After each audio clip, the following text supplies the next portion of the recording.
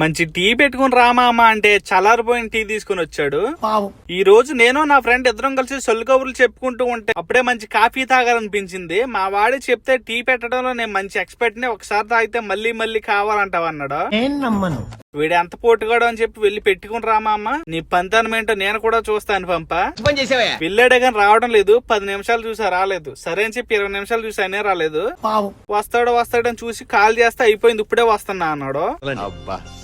ఎంత బాగా పెడతాడో అని చెప్పి ఏదో ఊహించుకున్నా. ఆరాటంగా వచ్చిన వాడి దగ్గర కప్ తీసుకుని ఇలా ఒక సిప్ తాగా అంతే.